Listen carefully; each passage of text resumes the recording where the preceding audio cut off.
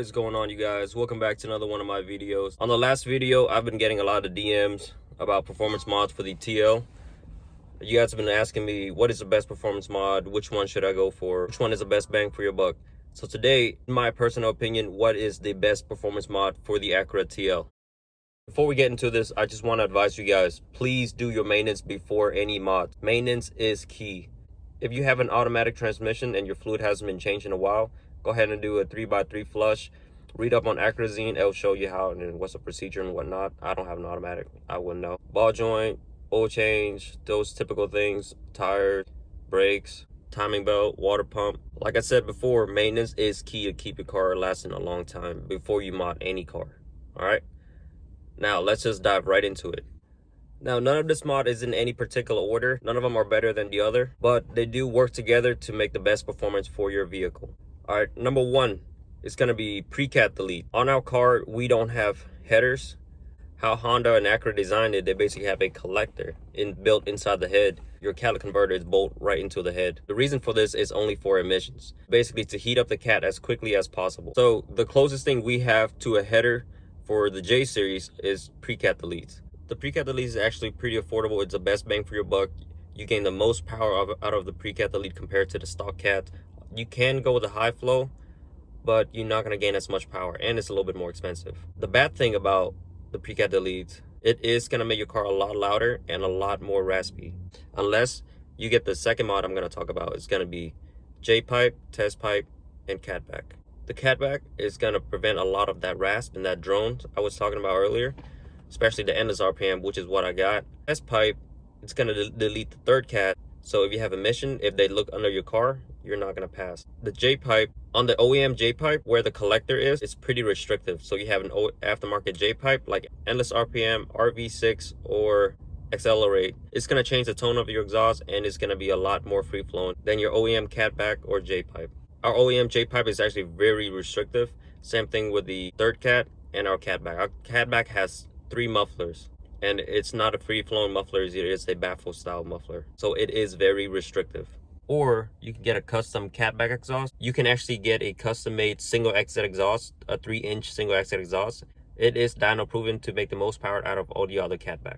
For the con, you're not gonna be able to do a quad or a dual exhaust anymore if you go with a single. Mod number 3 is gonna be a breather mod.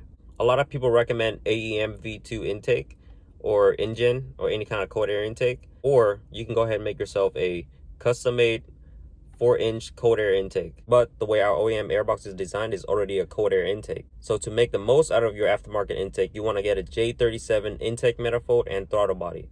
If you think about it, if you have a bigger diameter on the intake, but your throttle body and your intake manifold stays the same, you're going to take in the same amount of air as a stock airbox. So that's going to be my number 3. I would recommend getting a J37 intake manifold and a J37 throttle body.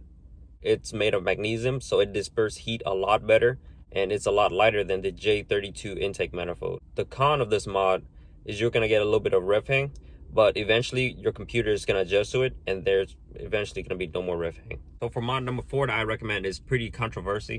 It's going to be weight reductions. Keep in mind, when you go for weight reductions, you're going to have a little bit of trade-off for luxury and weight.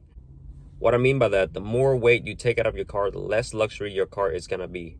But that's a given. The reason why I do it is because it's an older car anyways, and I mainly care for performance over luxury. You can get rid of your back seats, which is 55 pounds, your spare tire, which is around 30 pounds, or what you can do is only put in 20 bucks of gas or a half a tank of gas.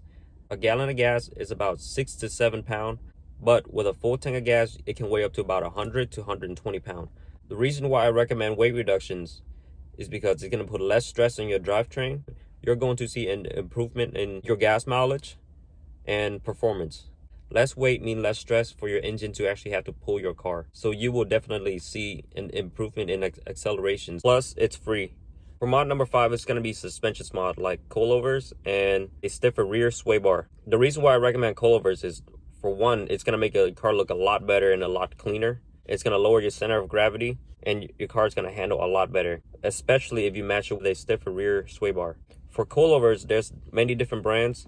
Tiens, BC, Form Function. The one I have is a Tiens Street Advance. Eventually, I'll upgrade to a BC coilovers. At the moment, I still have the OEM rear sway bar. Eventually, I'll upgrade to a stiffer rear sway bar. This mod is pretty expensive, but if you can afford it, I would definitely recommend it, especially if you have a Type S. For a base model, especially 04 to 06, to get this mod, you're going to need a Type S ECU. The mod I'm talking about is going to be a tune. I don't have a tune yet, but I do have Honda waiting at home. I also have a Type S ECU. I'm just waiting for Heel Toe to ship me the harness so I can transfer the ECU over, and then after that, I'm going to tune it. The pro of this mod is going to make all the mod performs a lot better.